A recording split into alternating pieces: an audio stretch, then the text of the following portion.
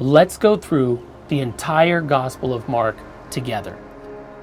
Now we're going to start reading chapter 6 of the first of the Synoptic Gospels, Mark. And I don't mean first as far as Matthew, Mark, Luke, John.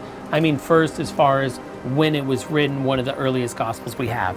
As a reminder, we've been talking a lot about the Messianic secret, how it was a secret of who Christ was, how he constantly told people, don't tell anyone, how sometimes he would silence people, and the only ones who really seem to know and proclaim it at this point in the story is the demons and the unclean spirits. Now let's start reading chapter 6. He went away from there and came to his hometown, and his disciples followed him.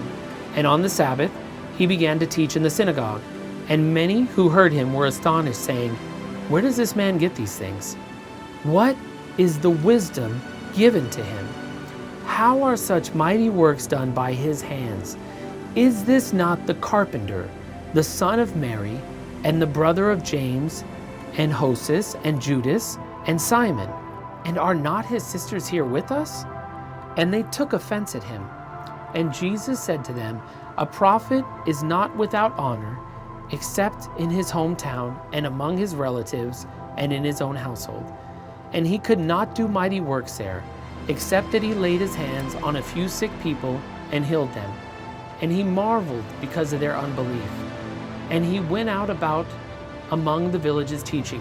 Now, we're so early in chapter 6, but I want to remind you, when we were just in chapter 3, we talked about his family wanted to seize him, for they said he's out of his mind, and that he had already come near the end of chapter 3, the mother and the brothers.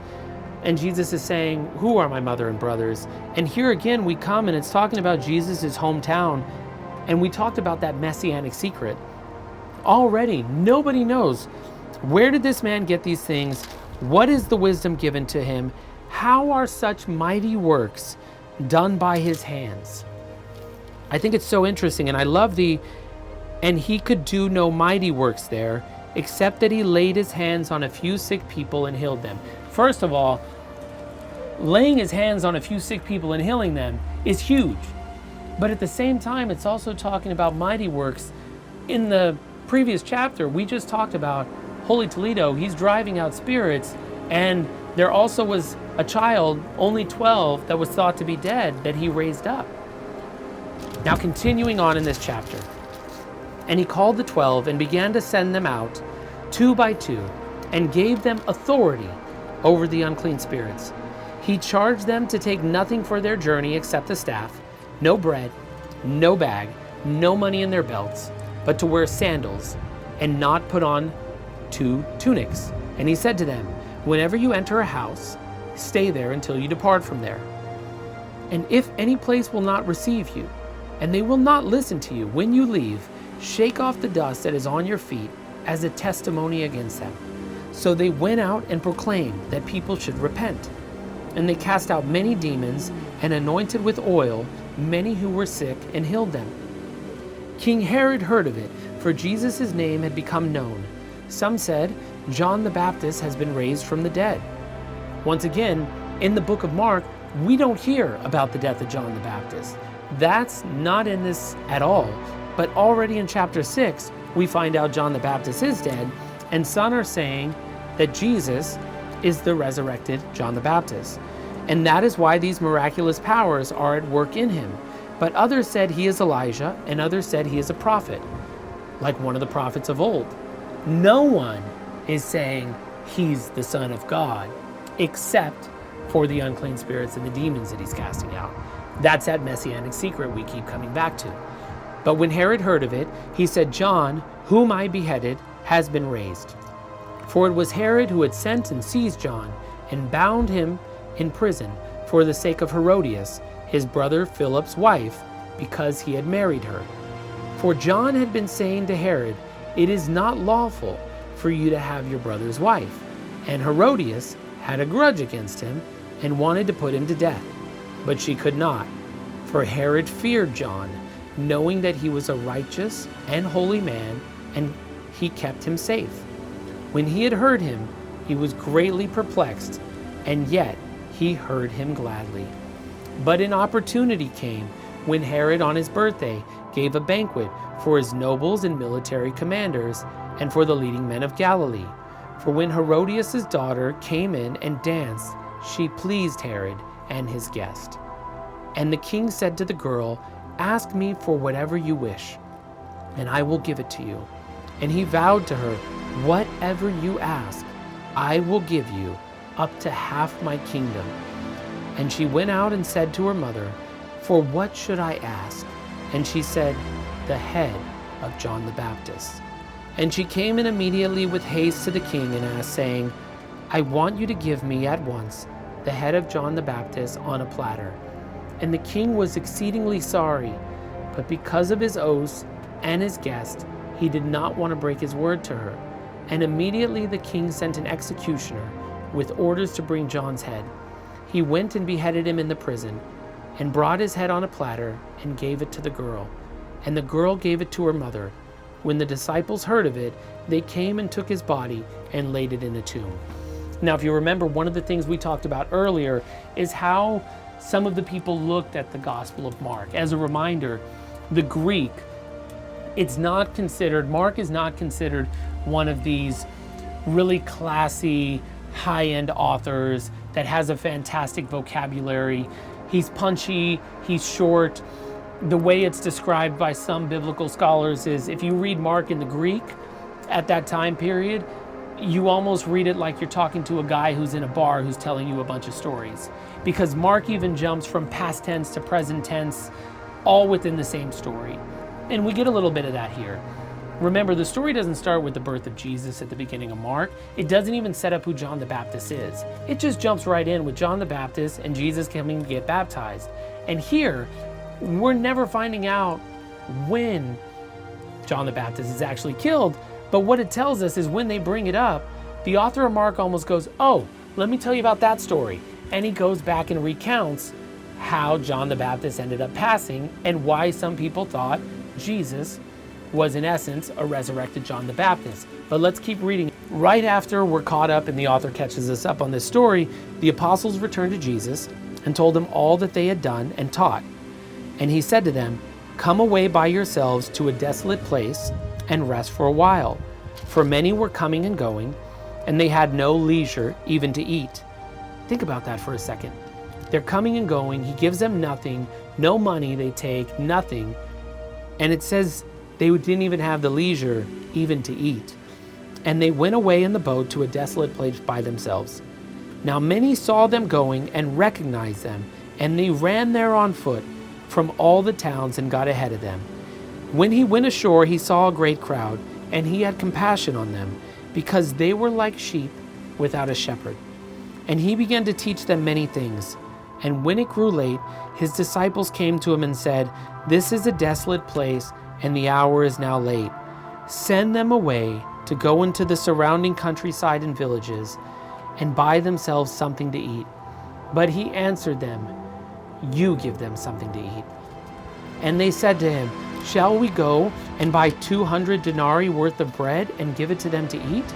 And he said to them, "How many loaves do you have? Go and see." And when he found out, they said, 5 and 2 fish. Then he commanded them all to sit down in groups on the green grass. So they sat down in groups by hundreds and by 50s. And taking the 5 loaves and the 2 fish, he looked up to heaven and said a blessing, and broke the loaves, and gave them to the disciples to set before the people. And he divided the 2 fish among them all, and they all ate and were satisfied. And they took up 12 baskets full of broken pieces and of the fish.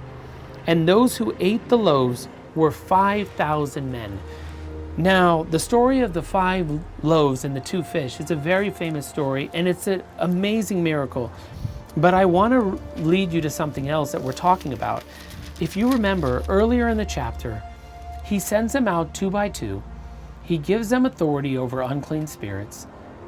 They can take nothing except the staff, literally nothing. No bread, no bag, no money in their belts, but to wear sandals and not put on 2 tunics. And then later on in the chapters, they're returning and they're telling Jesus everything that he's done. And he's like, all right, let's go to a desolate place and we're going to rest. And why are they going to rest? because a lot of them had no time to even eat with what they were doing. And they get there to the place they're going to rest, but the people are still coming. And it says Jesus had compassion because they were like a sheep without a shepherd. So all this tiredness, all this hunger, all this looking for a place to actually just be able to get away for a moment. And even when it says it grew late and the disciples come to him, that's when Jesus performs this miracle.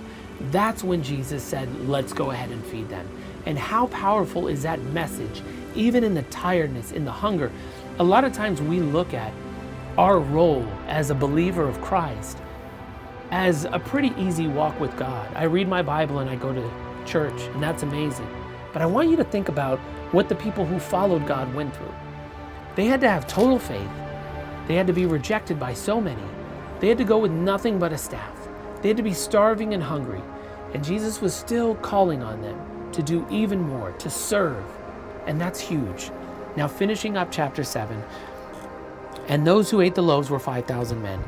Immediately, he made his disciples get into the boat and go before him to the other side of Bethsaida, while he dismissed the crowd. And after he had taken leave of them, he went up on the mountain to pray. And when evening came, the boat was out on the sea, and he was alone on the land. And he saw that they were making headway painfully, for the wind was against them. At about the 4th watch of the night, he came to them, walking on the sea. He meant to pass by them, but when they saw him walking on the sea, they thought it was a ghost and cried out, for they all saw him and were terrified. But immediately he spoke to them and said, "Take heart, it is I, do not be afraid." And he got into the boat with them, and the wind ceased. And they were utterly astonished, for they did not understand about the loaves, but their hearts were hardened.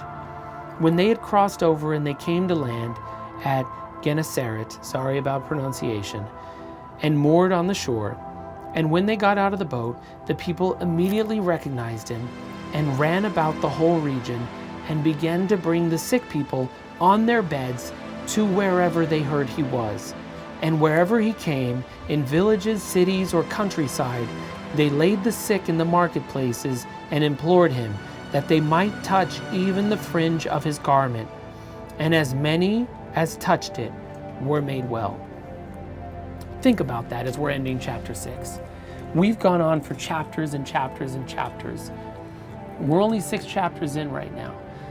But it's telling us how the crowds just kept coming. They never stopped.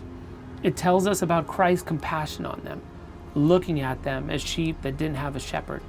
And even as we're ending the chapter, I love this. We think of the woman who touched his garment and was healed. And we know that story. That's a very famous story. But just look at the single verse at the end of that chapter. And as many as touched it were made well. Everyone was trying to touch his garment, and anyone who touched it was healed. That is the power of Christ Jesus.